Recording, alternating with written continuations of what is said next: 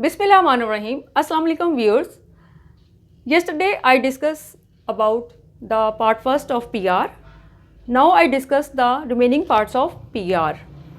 यहाँ पर जो एक अहम बात आपके साथ डिस्कस करनी है वो ये है कि जो पिंक कलर की ACR है या PR है वो रेगुलर टीचर्स के लिए इस्तेमाल होती है और जो वाइट कलर की ACR है या PR है वो जो कॉन्टैक्ट टीचर्स हैं उनके लिए इस्तेमाल होती है। तो व्यूअर्स आते हैं हम अपने टॉपिक की तरफ। पार्ट सेकंड, कल मैंने पार्ट फर्स्ट आपके साथ डिस्कस किया था, आज मैं आपके साथ पार्ट सेकंड डिस्कस करने जा रही हूँ। और जो पार्ट सेकंड है वो आपकी क्वालिटीज़ के बारे में है, यानी कि आपके अंदर क्या क्या क्वालिटीज़ पाई जाती हैं।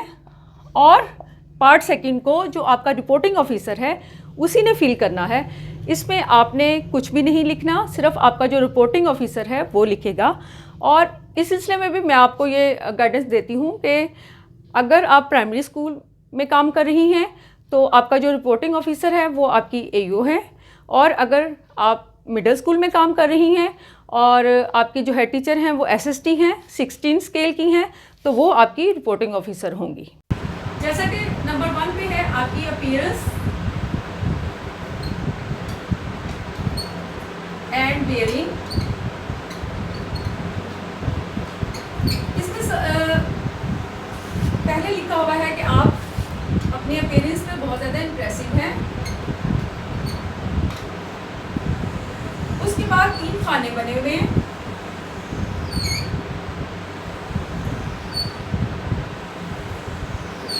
और यहाँ पे ये बताया गया है कि आप अनइम्प्रेसिव हैं।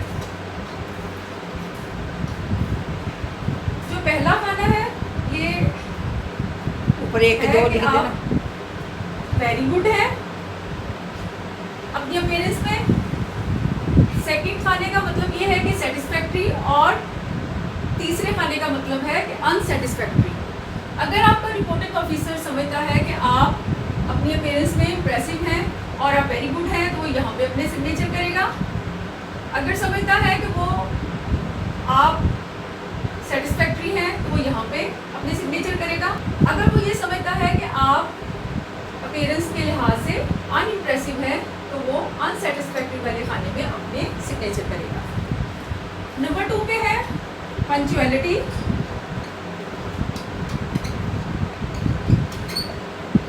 कि आप हमेशा रेगुलर रहते हैं, वेरी रेगुलर।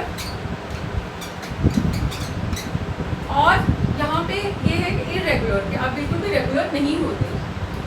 इसी तरह वही 3 खाने हैं, वही 3 खानों का मतलब है कि वेरी गुड, सेटिस्फैक्ट्री और अनसेटिस्फैक्ट्री। यहाँ पर फिर इस पॉइंट के आगे आपका रिपोर्टिंग ऑफिसर जिस खाने में चाहेगा अपने सिग्नेचर करेगा। नंबर 3 पे है कि एक्सेप्टेंस ऑफ रिस्पॉन्सिबिलिटी।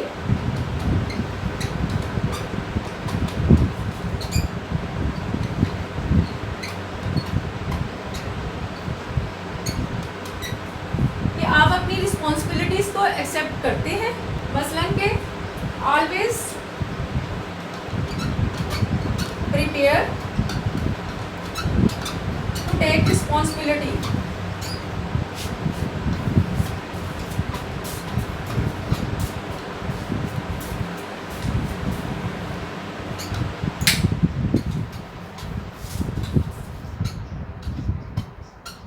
कि आप अपनी रिस्पॉन्सिबिलिटी को लेने के लिए हमेशा तैयार रहते हैं।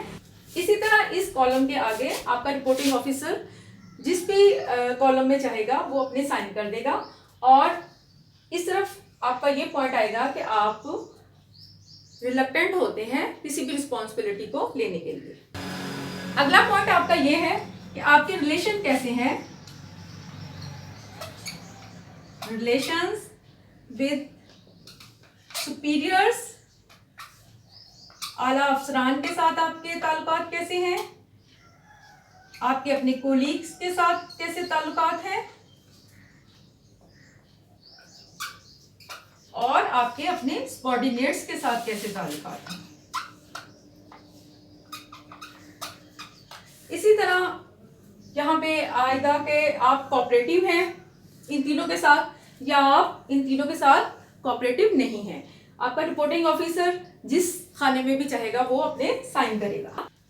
अगला पॉइंट ये है कि आपका बिहेवियर विद पब्लिक।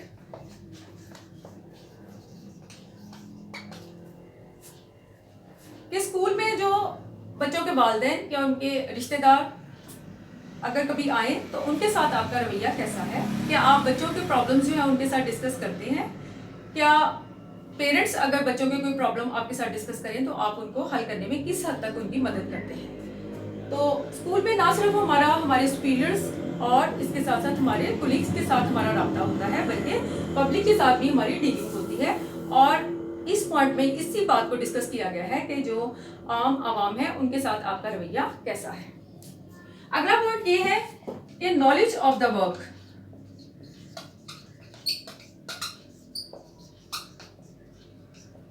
इस पॉइंट में इस बात का डिस्कस किया गया है कि आपको अपने वर्क की किस हद तक नॉलेज है।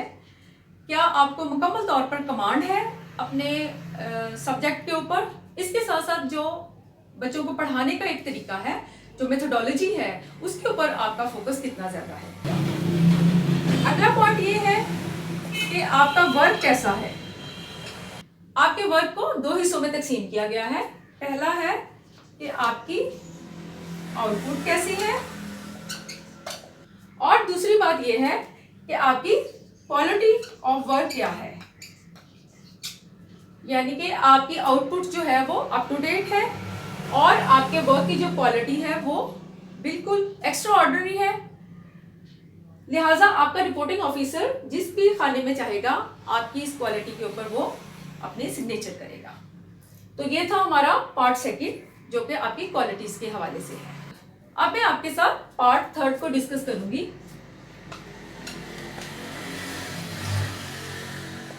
पार्ट 3 में सबसे पहले जो आपका रिपोर्टिंग ऑफिसर है वो आपके स्ट्रॉन्ग पॉइंट्स लिखेगा।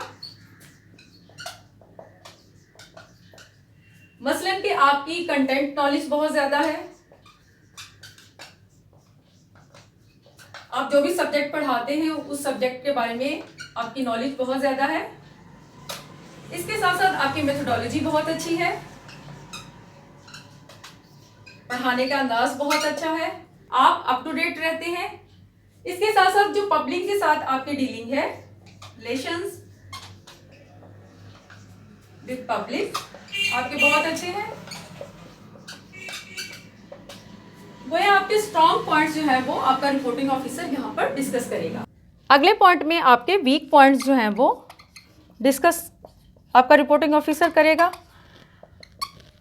यानी कि अगर आपकी कंटेंट की नॉलेज कम है या आपकी मेथोडोलॉजी जो है वो ठीक नहीं है या आपका पब्लिक के साथ रिलेशनशिप जो है वो अच्छा नहीं है, अपने कोलीग्स के साथ जो रिलेशनशिप जो है वो आपका अच्छा नहीं है, जो भी वीक पॉइंट है आपका रिपोर्टिंग ऑफिसर जो है वो यहाँ पर लिखेगा। अगला आपका जो पॉइंट है वो है फिटनेस फॉर प्रमोशन।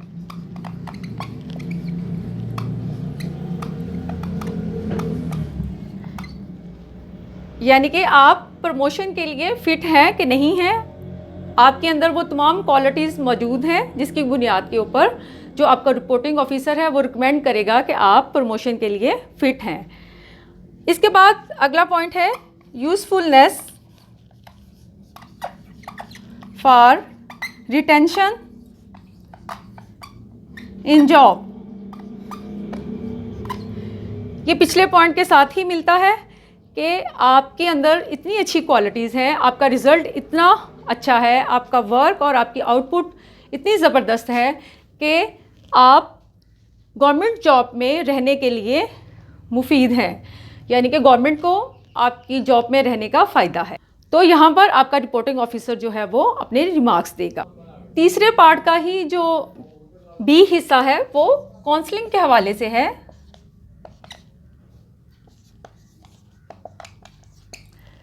मसलन कि अगर ए पार्ट में आपका जो रिपोर्टिंग ऑफिसर है वो आपकी क्वालिटीज़ में थोड़ी सी वीकनेस देखता है तो वो आपकी काउंसलिंग के लिए कुछ पॉइंट्स बताएगा कि आपको फ़र्ज़ करें आपकी कंटेंट नॉलेज को बढ़ाने के लिए ट्रेनिंग की आपको ज़रूरत है और इसके साथ साथ आपकी मेथोडोलॉजी के लिए भी आपको ट्रेनिंग की ज़रूरत है।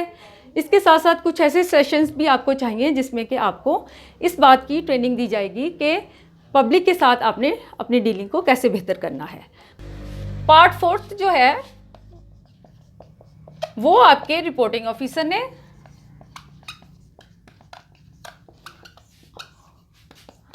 और काउंटर साइनिंग ऑफिसर ने लिखना है।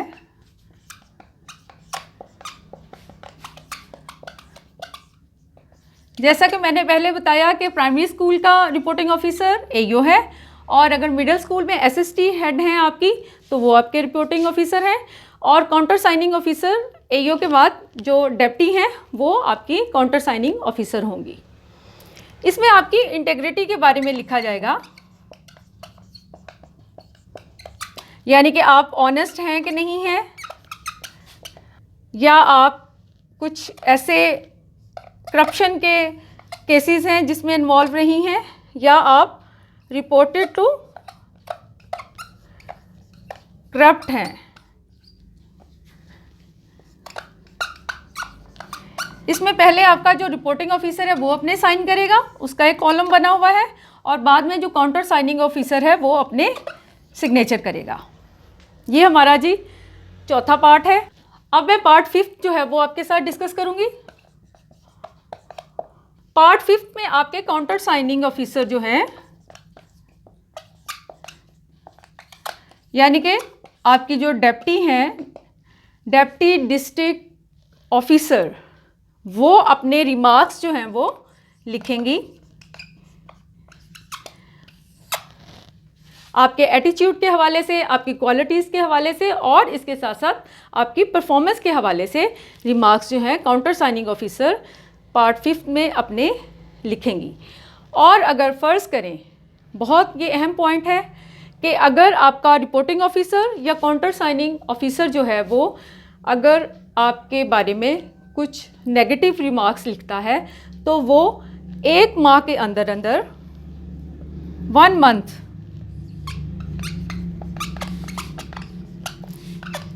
मंथ के अंदर अंदर जो एम्प्लॉई है जिसकी के ACR लिखी जा रही है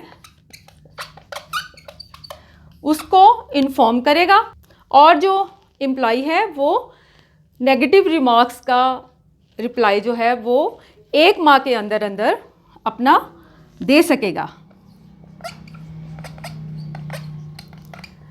अगर फ़र्ज़ करें हमारे रिपोर्टिंग ऑफिसर ने या काउंटर साइनिंग ऑफिसर ने एम्प्लॉई के बारे में नेगेटिव रिमार्क्स लिखे हैं PR में, और उसने एम्प्लॉई को इन्फॉर्म नहीं किया, तो उन PR का कोई भी फ़ायदा नहीं होगा। लिहाजा जो भी नेगेटिव मार्क्स हों एम्प्लॉई को इन्फॉर्म करना बहुत ज़्यादा ज़रूरी है। और इसके साथ साथ अब हम ये देखते हैं कि ACR या PR को कब सबमिट करवाना चाहिए। हर एम्प्लॉई को 1 जनवरी तक अपनी PR जो है वो अपने रिपोर्टिंग ऑफिसर को जमा करवा देनी चाहिए। रिपोर्टिंग ऑफिसर को 8 जनवरी तक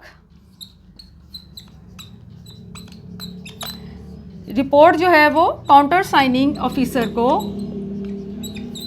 जमा करवा देनी चाहिए, और काउंटर साइनिंग ऑफिसर को पहले काउंटर साइनिंग ऑफिसर को 16 जनवरी तक ये रिपोर्ट दूसरे साइनिंग ऑफिसर को जमा करवा देनी चाहिए।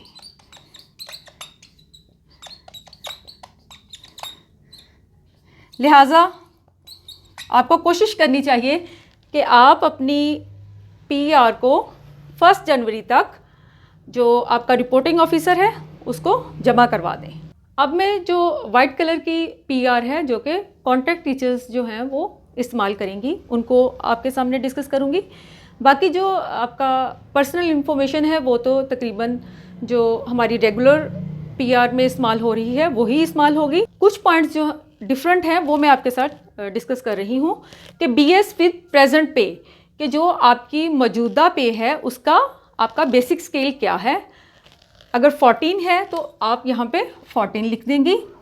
इसके साथ साथ कि आप जो मौजूदा पीरियड है जिसके हवाले से आप अपनी पीआर लिख रही हैं, जिस साल की आप अपनी पीआर लिख रही हैं, मसलन कि अगर 2019 की है तो उस वक़्त आपकी पोस्ट क्या है। अगर आप पीएसटी हैं तो आप पीएसटी लिखेंगी, ईएससी हैं तो आप ईएससी लिखेंगी। इसके साथ साथ अगला पॉइंट ये है कि आपने मौजूदा जो आपकी पोस्ट है उसमें कितना आपने पीरियड लगाया है, और इसके साथ साथ जो रिपोर्टिंग ऑफिसर आपकी पीआर लिख रहा है उसके मातहत आपने कितना वक्त गुजारा है, ये लिखा जाएगा। उसके बाद अगला जो पॉइंट है वो है इंटेग्रिटी का। जो हमारी रेगुलर टीचर्स की पीआर में पॉइंट डिस्कस हुआ था, वही पॉइंट है कि आप ऑनेस्ट हैं कि नहीं हैं, या करप्ट हैं, या आप रिपोर्टेड टू करप्ट हैं। इसके बाद आपकी आ जाती है ओवरऑल ग्रेडिंग। इसमें आपका रिपोर्टिंग ऑफिसर लिखेगा कि आप वेरी गुड हैं या गुड हैं या सेटिस्फैक्ट्री हैं।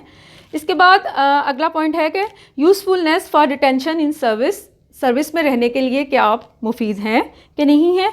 और अगले खाने में फिर आपका जो ऑफिसर है उसका नेम आ जाएगा, उसके सिग्नेचर, उसका डेजिग्नेशन क्या है और क्या डेट है जिसमें कि आपका ऑफिसर जो है वो आपकी पीआर लिख रहा है।